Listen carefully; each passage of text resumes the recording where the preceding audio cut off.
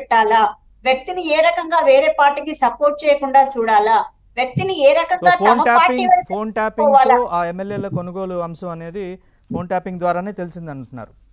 100%, ఉమ్, 100%. నేనేమంటున్నా అంటే ఉమ్, ఈ రోజు ఈ జర్నలిస్టుల ఫోన్లు గాని, పోలీస్ ఆఫీసర్ల ఫోన్లు గాని, ఆఖరికి తమ కుటుంబ సభ్యులను కూడా నమ్మలేని పరిస్థితి ఉంది. ఉమ్. నిజంగా ఒక సినిమాలో ఉంది, బ్రహ్మానందం ఒక వరాన్ని కోరుకుంటాడు, ఎదుటి మనసులో ఉన్న వ్యక్తి యొక్క విషయాలను తెలుసుకోవాలంటే నాకు ఒక మనసులో వరాన్ని ఎదుటి ఇవ్వండి. మనసులో ఎదుటి వ్యక్తి మనసులో ఏముందో తెలుసుకునే వరం. అదే నిజంగా అంటే ఉమ్, ఫోన్ ట్యాపింగ్ ద్వారా వ్యక్తులు ఏం మాట్లాడుకుంటున్నారో తెలిసే కేసీఆర్ కు కేటీఆర్ కు నిద్ర పట్టలే కావచ్చు.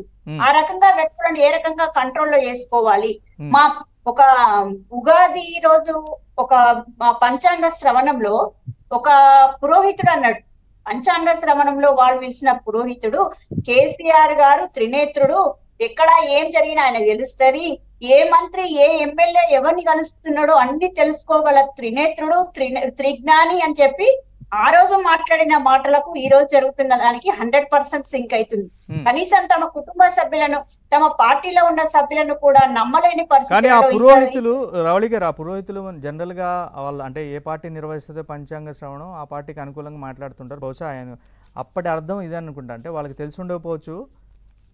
కాదండి. ఎవరైనా కేసీఆర్ అంటే పంచాంగ శ్రవణం చెప్పే వాళ్ళు మా పార్టీ మీ ఫలానా టిఆర్ఎస్ పార్టీకి అద్భుతంగా ఉంటది, ప్రభుత్వం అద్భుతంగా రాణిస్తుంది అని చెప్తారు. కానీ ఉమ్, కేసీఆర్ గారు త్రినేత్రుడు, ఎవరు ఎక్కడ ఏ తప్పు చేసినా తెలుసుకోగలుగుతాడు అని చెప్పేంత స్థితిలో ఉంటారో ఒకసారి చెప్పండి. ఉమ్, ఉమ్, ఆ మాటలని నిజం చేసే విధంగా ఈ రోజు జరుగుతుంది కదా.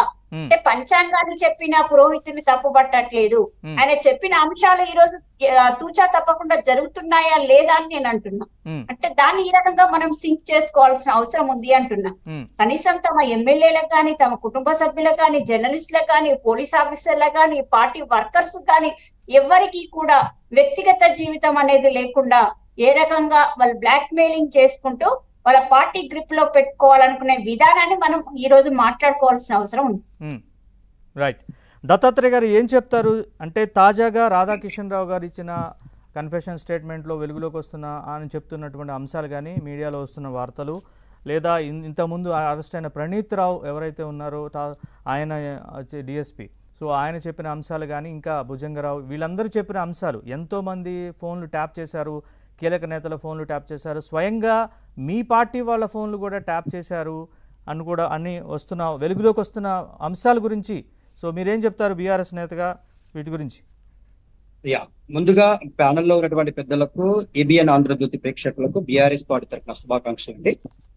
సో ఒక రాజు రాజ్యాన్ని పాలిస్తున్నప్పుడు గతంలో కూడా మనం చూసాం, ఒక గూఢాచార వ్యవస్థ అనేటువంటిది ఏ రాజ్యానికైనా ఒకటి ఉండేది. అలాగే మనం ఇప్పుడు రాజ్యాంగబద్ధంగా ప్రభుత్వాలు ఏర్పాటు చేస్తున్నప్పుడు రాజ్యాన్ని